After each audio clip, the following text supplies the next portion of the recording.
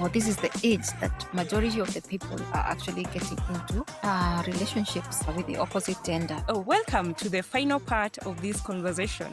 We've explored the reality and the gaps. Now the question is, what does readiness actually look like?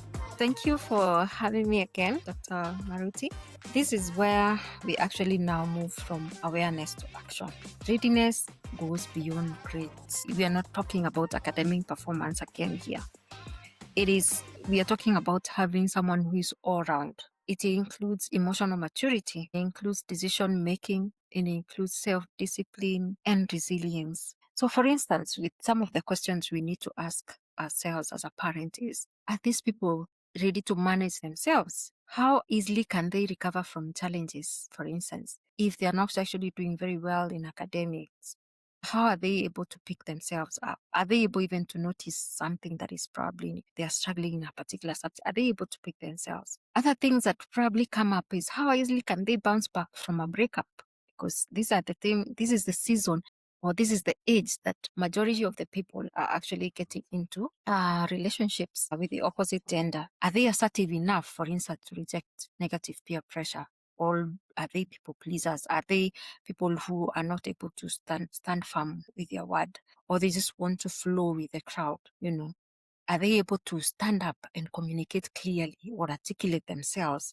And can they solve conflict amicably with their peers or with the authority? Or can they even challenge authority in such a way that probably is still respectful? Because realistically, these young people, they now find themselves they have multiple classes, they have assignments to do, they have deadlines, they still have social commitments, there's church, they have friends, and all these activities need time, and they also need balancing. And so, for instance, they cannot just sit down and watch a whole series on Netflix and hope that somehow they will still have time to do or prepare for their assignments. They will start missing classes, and they miss classes, they start failing, and they fail, the cascade of issues that follow that kind of issues. So they need to build on these key skills like critical thinking, problem solving, mastering time management, and just learning interpersonal skills and effective communication. Those are some of the key issues I would say that would be very, very important so that they can be able to thrive in university or in academia, and especially in the world that we are living in. So with the right skill set, I believe that they can actually thrive, and that will determine their overall success of life. Yeah. Thank you, Liz Dungi. You've taken us through quite a number of things. So you defined for us what readiness looks like. You told us about what that future reality is. So when they go to university, when they go to college, the things they are likely to be struggling with. And then you set for us some practical steps that these young adults will take so that they're better prepared for what lies ahead. Tell us a little bit more of how we can lean into structured support even for this young. That's a very good question. I think let's just remember the times are changing really fast, and the world is also changing as the times are changing. And the environment that we as parents find, the environment that we found ourselves in is not the environment that we are raising our children in. We are living in an environment where there's a lot of information overload. And so the child is not just listening to you only. There's something new. We have internet now, and they are likely to ask questions online. They are likely to find more information online if you do not have time for them. So you really need to be in step with your child to know what is actually going on with your child, because somehow all these things are shaping how they actually think, how they actually are going to adapt, and actually how they are going to learn. And that is what matters most right now. So I think for when we are talking about readiness, we are saying that parents need to have real conversations with these children. Children as young as 12 years old now have phones. They have access to information. So have open conversations with them. What are they getting? What have they been learning? What have they been learning throughout the day? For instance, if they are actually at home, especially like if they're actually at home on holidays, find out what they have been learning throughout the day. Just listen without being judgmental. Even if it sounds stupid, let's be slow to listen and let's speak less and listen more. And I remember someone saying that sometimes we as parents, we are quick to judge.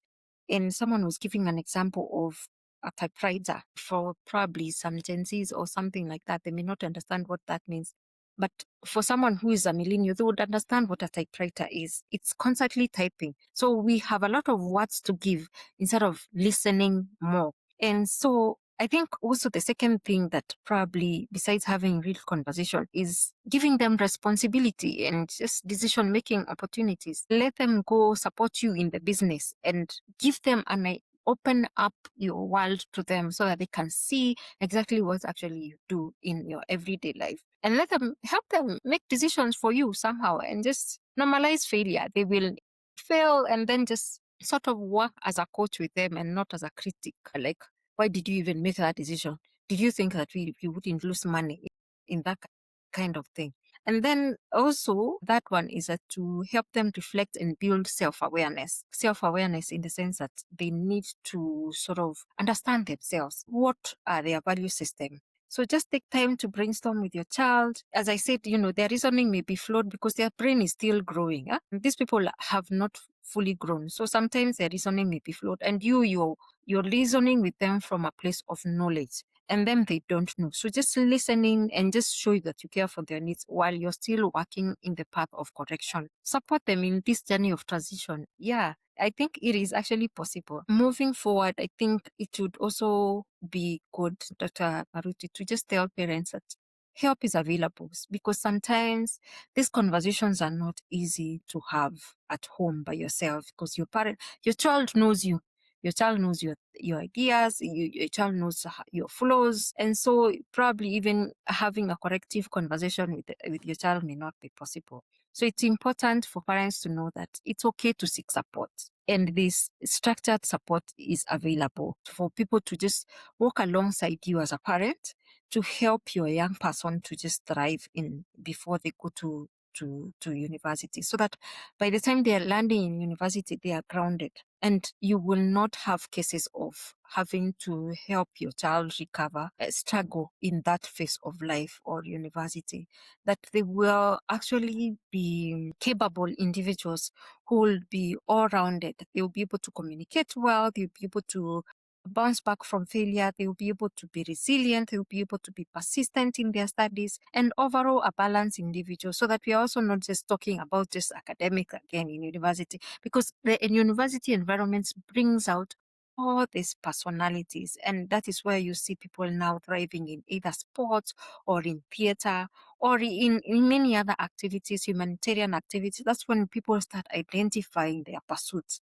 So I think it is important for parents to just allow themselves to walk alongside with other people who have prepared these programs to just walk with them through that journey to help their teens to thrive in universities. And some of these investments are actually worth the time, because they could actually change the trajectory of your life forever. So I think we are saying that it's not a helpless state. There is hope, investing in your own way, and also providing support in probably a structured program that can work alongside with your teens to thrive in university. Thank you, Liz. And I like that you mentioned there about trajectory and how some little investment now can help shape that trajectory, so that it's the kind of trajectory that we'll all be proud of 3, 4, 5 years down the line when these children or young adults are completing university. And so, as we wrap up, I think the question still remains: if your child had full freedom tomorrow, would they be ready? So please check out our website, thrivingin chaos.org, and check on the Rooted Before Freedom program, where we offer that kind of structured support for both children and parents, so that you are able to navigate that transition with more wisdom and insight, and we can get better trajectories along the way. Thank you for having me. Thank you, Liz. Always a pleasure to listen to your insights and guidance that is really based on experience.